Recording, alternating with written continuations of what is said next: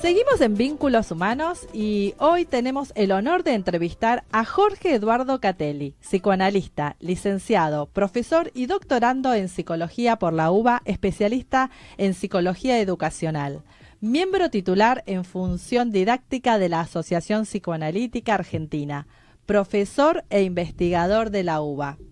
Buenas noches, Jorge, ¿cómo estás? ¿Qué tal? Muy buenas noches para ustedes, muy buenas noches para todos los oyentes. ¿Cómo están ustedes? Bien, hola Jorge, ¿cómo estás? Te estamos viendo. Acá Qué estamos bueno. con Victoria Gentili y Natalia Romero, ansiosas de que nos respondas preguntas que a todos nos motivan para saber y para seguir en esta vida. Queríamos preguntarte, Jorge, ¿qué es el amor y qué es el desamor? Para vos, ¿no?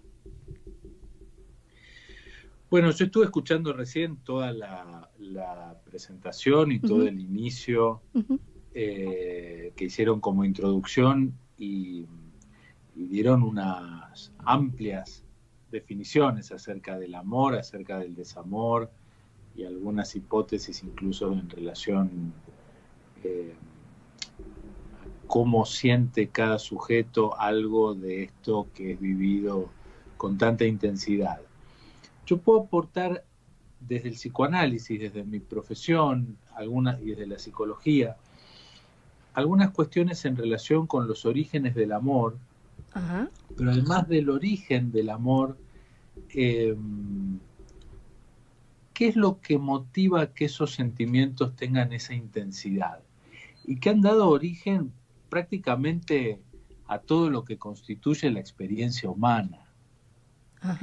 Porque el amor es un sentimiento que uno puede atribuírselo a otros seres, pero la dimensión que tiene el amor, tal como lo conocemos, que a veces uno no entiende muy bien por qué se produce, por qué con esta persona, por qué esos amores que a veces son sufrientes, Tremendo. por qué esos amores que son eternos, por qué esos amores que irrumpen de un momento para otro. Es un territorio exclusivo del universo humano. Somos los seres humanos los únicos seres vivos, los únicos mamíferos, vamos a decirlo un poquito más biológicamente, que al momento de nacer somos totalmente indefensos porque nacemos prematuros y porque necesitamos de la asistencia de un otro para poder sobrevivir. Un otro que cumpla una función que nos permita, por ejemplo, alimentarnos, abrigarnos, y eso es una necesidad de supervivencia para conservar la vida, de autoconservación. Claro. Pero resulta que sobre ese despliegue con aquel que ocupe esa función y acuda al llamado de un ser humano recién nacido, se van a ir superponiendo nuevos sentimientos originados en la necesidad de continuar vivo por parte del ser humano. Sentimientos que van a ir evocando momentos de placer, placer por la alimentación, placer por el contacto, placer por el calor del otro que abriga ese cuerpo indefenso de un recién nacido, de un lactante. Este es el origen más crucial de lo que va a representar el amor y la sexualidad en el ser humano. Este es el punto angular en donde se apoya todo el edificio posterior de lo que van a ser las marcas más sobresalientes para la vida de cada sujeto, porque a partir de todas las líneas que fueron abriendo con la introducción a la temática, que estuvo muy buena, por cierto. Muchas gracias.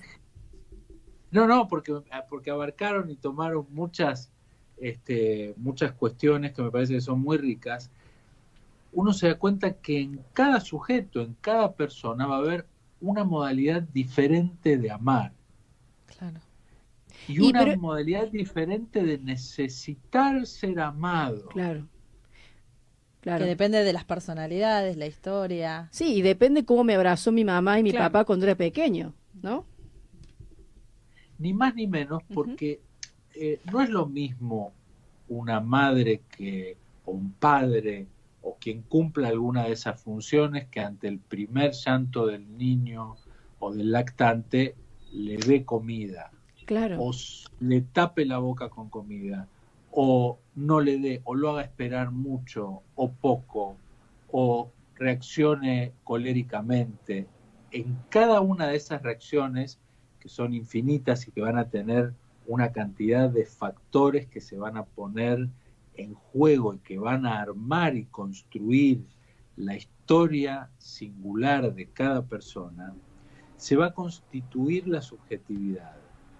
Y en la constitución de esa subjetividad se van a establecer ciertos rasgos que van a dar lugar a los modos de amar e incluso a los rasgos que debe tener, aunque son desconocidos para el propio sujeto, los rasgos que va a tener que tener el ser amado,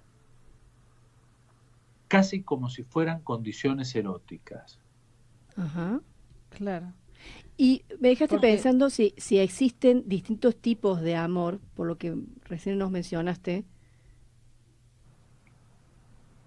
Sí. En principio el psicoanálisis distingue dos líneas muy importantes que se vinculan íntimamente, pero que son dos cosas muy distintas. Por un lado, lo que conocemos como el enamoramiento. Bien. ¿Sí? Un segundito que creo que ahí... ahí estamos. Por un lado el enamoramiento, que es esa parte del amor en donde el otro no importa. A ver, ¿cómo sería eso? El enamoramiento, bueno, es un sentimiento que hay que admitir que es de los más lindos que uno atraviesa en la vida, pero sin embargo es como una psicosis pasajera. Ay, sí, es como que enloqueces. Sí.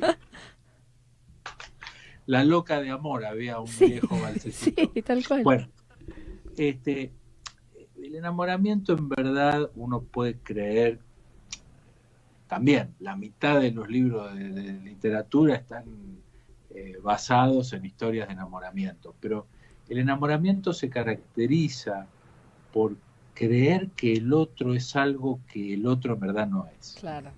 Una idealización. Veníamos hablando de eso con las chicas en el café. Bueno, porque es una parte en la que el otro tiene que cumplir la función de representar un ideal, como acabas de decir, pero ese ideal no es cualquier ideal. No es un ideal intelectual o un ideal de belleza cualquiera o un ideal físico o económico incluso, en fin, o de éxito o al revés, de fracaso, que también son algunos tipos de amores. No, es un ideal narcisista. ¿Y qué quiere decir que es un ideal narcisista? Es fácilmente reconocible aunque la gente no hable. Cuando uno va por la calle simplemente y uno ve parejas que son muy iguales. Iguales en el modo de vestirse, en el corte de pelo, en los colores, uno ve y dice, ¿cómo se parecen estos dos? Son hermanos. Como una simbiosis, no. Es como una simbiosis. ¿No? Perdón. Exacto, es un espejito, es decir, son amores, no son amores, sino que son más bien modalidades propias del enamoramiento, en donde el otro tiene que reflejar por narcisismo mucho, lo más posible del otro, y en general el enamoramiento, con suerte y viento a favor, si se tolera algo que permita salir de ese estado narcisista, se pasa a otra cosa, que ya no es más el enamoramiento, que da mucho trabajo y que parte de reconocer las diferencias de ese otro o de esa otra. Los analistas decimos del objeto, ¿no? Del objeto de amor, sí. En donde no necesita ser igual a lo que yo espero, igual a lo que el enamorado espera que sea la respuesta del otro, y que por lo tanto tiene que reflejar narcisísticamente algo propio.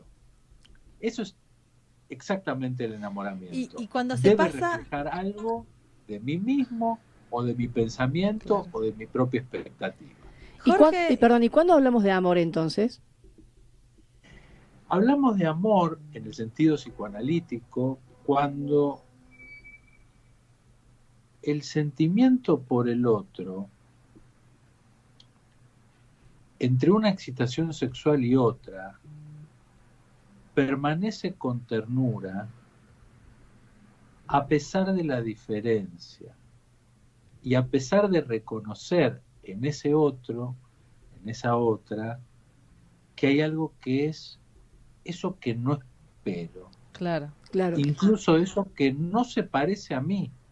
Incluso los Y que defectos. puede, incluso los defectos. Claro. ¿Y hay condiciones necesarias para amar a una persona? ¿Esa es la condición necesaria o hay algunas otras más que tienen que estar sí o sí en una relación para que perdure? No, hay condiciones necesarias que no son universales. Es decir, hay condiciones necesarias en absolutamente todos los casos. Hay condiciones necesarias, pero que son definidas singularmente. Vale decir, Okay. Y por ejemplo, ¿cuáles serían? ¿Perdón? ¿Cuáles podrían ser esas condiciones? Bueno, son absolutamente disparatadas. Por ejemplo, puede haber condiciones necesarias que tengan que ver con la capacidad de cuidado, Ajá. así como hay condición necesaria de un rasgo físico, así como hay condiciones necesarias de que esa persona me maltrate, y son amores masoquistas, Claro. de los que incluso conscientemente esa persona puede decir que no le gusta, y uno observa que no puede separarse de ninguna manera o que no puede alejarse, y que está ampliamente comprometido o comprometida con esa persona, no por lo que en la apariencia surge incluso desde el discurso como una queja o algo que uno puede incluso observar como un maltrato, sino que hay otra dimensión inconsciente. Por eso es tan valioso lo que hoy en día está circulando, que contribuye tanto con este tipo de sufrimientos, que es poner de manifiesto este tipo de relaciones. Los más jóvenes dicen hoy tóxicas, ¿no? Pero que creo que los movimientos de Ni Una Menos, los movimientos feministas y distintos movimientos sociales que se han dado empezaron a hacer circular, a visibilizar algo de esto, porque algo de eso permite a alguno de estos sujetos preguntarse qué le está pasando y eventualmente hacer una consulta. Porque ¿cuándo hace uno una consulta? Cuando uno mismo se interroga, se pregunta acerca de algo que le está ocurriendo y que no entiende. Claro.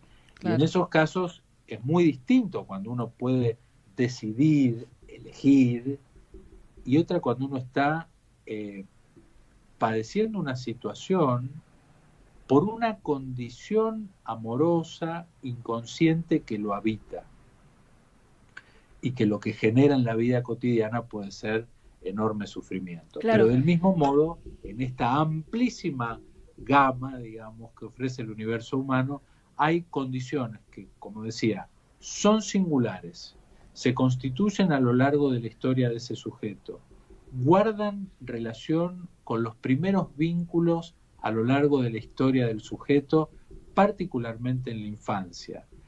Tienen en ese sentido rasgos inconscientes, es decir, que el sujeto no sabe exactamente por qué, a veces sabe una parte. Y esto lo acompaña normalmente, a menos que se analice o que haga algún trabajo consigo mismo, a lo largo de toda su vida. Bien. Jorge, te hago una consulta. ¿Uno puede desear a alguien aunque no esté enamorado de esa persona? absolutamente. Puede desearlo. ¿Vos decís sexualmente? Sí, exacto. Sí, puede tener un sentimiento erótico que no siempre confluye con otro gran capítulo de los sentimientos humanos, que es son todos los sentimientos que se encuentran dentro del capítulo de la ternura Ajá, y todas bien. sus variaciones y sus formas. Perfecto. Ujú. Y esto, en general, dentro de lo que son los vínculos amorosos, el amor implica una integración de ambos sentimientos. Ahora, también en muchas situaciones, en general más bien neuróticas, decimos los psicoanalistas, estos sentimientos se escinden, es decir, se separan. Y entonces, en general ocurre con personas, no quiero universalizarlo, pero en general ocurre con las personas que viven la sexualidad como algo despreciable, desagradable, tiene que ser alejado de la ternura y queda en general puesto como un elemento erótico del que luego de la satisfacción sexual hay que alejarse y no comprometer ningún otro sentimiento tierno. Claro. Nosotros tenemos ejemplos, nosotros en el Río de la Plata tenemos, en las artes tenemos un ejemplo muy grande que es el tango. El tango muestra mucho esta disociación, sobre todo en esos tangos, ya no sos mi Margarita, ahora te llaman Margot, la viejita pobre fregando y fregando, es decir, son historias muy crueles de muchachos neuróticos, quiero decir que Qué buena definición. Y Fernando... Y sí, porque son muchachos que tenían a la mamá adorada, idealizada, lavando y sufriendo, donde estaba depositada toda la ternura, y después ese otro amor o enamoramiento frustrado que terminaba siendo una prostituta que los abandonaba. Claro. Claro. Cobra esa forma artística, ¿no? Claro. Pero bueno, pero en realidad si uno lo tuviera en el diván a uno de estos muchachos diría, bueno, está neurótico. Sí, claro. Y Fernando, ¿por qué mucha gente, o hay cierta gente, no mucha, cierta gente que dice que el amor no existe? Bueno, es gente melancólica la que dice que el amor no existe. No, bueno, nosotros no acordamos, pero bueno, pero tenemos que traerlo a la mesa, ¿no? Claro. Opiniones sí, de... En general es gente que ha tenido, o bien atraviesa o tiene una situación neurótica, o en el peor de los casos una estructura melancólica. Ajá. Pero en lo que en mi casuística, digamos, como clínico me encuentro, es que quien va diciendo que el amor no existe ha sufrido muchas traiciones, muchos desengaños, pero fundamentalmente son personas que ellas mismas no saben amar o tienen grandes inhibiciones e imposibilidades para amar. No lo saben tampoco, entonces sienten que los demás no aman. Claro. Bueno, la estructura neurótica que decías, que la persona que dice que el amor no existe, ¿qué sería la estructura neurótica? ¿Qué es una persona neurótica para los oyentes que no saben tanto de psicología? Sí, la estructura neurótica es como la patología más generalizada que marca una estructura psíquica, dentro de lo cual hay un padecimiento que ocupa un lugar muy importante dentro de la vida de ese sujeto, que tiene casi una vida propia y que se cuida a sí mismo. Ajá, el padecimiento, ¿sí? Ajá. Y entonces ese padecimiento le hace sentir, por ejemplo, que el amor no existe. Claro. Y invento un caso, y lo estoy inventando, no estoy diciendo, por ejemplo, alguien que dice, no, el amor no existe, y se queda mirando todo el día novelas de gente que se enamora y que se pelea y que se ama, o los vecinos, y envidia esos amores, odia a la gente que disfruta del amor y del vínculo con nosotros, y en general es gente que sufre mucho, ¿no? Claro. Claro. Porque el amar, hay mucha gente que también siente que el amar los empobrece. Qué importante eso. Sí, claro, claro. Porque te volvés vulnerable, claro. Además, porque el amor implica una entrega, ¿no es así? Sí. Si el amor es un viejo enemigo que teje castigos y es largar los sueños al mar. Algo así dice un tango, ¿no es cierto? Es decir, eso no es amor, eso es melancolía. Claro, claro. ¿No? Bueno, Sí, vamos a tener que cerrar porque estamos en hora. La verdad que nos quedaríamos una hora más charlando del tema porque es muy interesante. Superinteresante. Y varios programas. Sí, por ahí después te convocamos otra vez para continuarlo. Con mucho gusto, un placer, con muchísimo gusto. Bueno, vamos a decir las redes de Jorge para que puedan encontrarlo y consultarlo, por supuesto. Lo pueden hacer a través de Instagram y Twitter en @JorgeCatelli, también por Facebook y LinkedIn, Jorge Catelli, Jorge Eduardo Catelli, o a través de su página web jorgecatelli.com. Ay, qué linda voz. Ay, así muchas da gracias. gusto.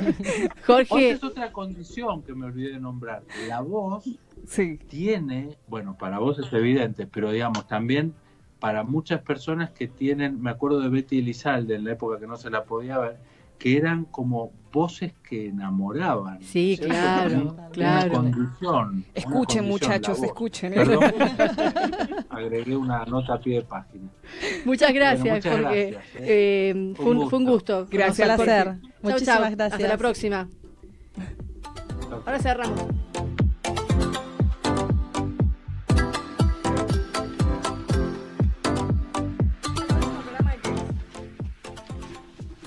Vamos, bueno, terminó el programa. Chao, soy Victoria Gentile, Vínculos Humanos, todos los jueves. Todos los jueves a las 21 horas en Sónica Más, el próximo programa Vínculos Comerciales, así que los esperamos a todos. Un placer estar con ustedes. Saludos a todos nuestros oyentes desde los estudios de Radio Sónica. Los saluda Alejandra Formoso Urruzola. Muchas gracias, chao. Chau, chau.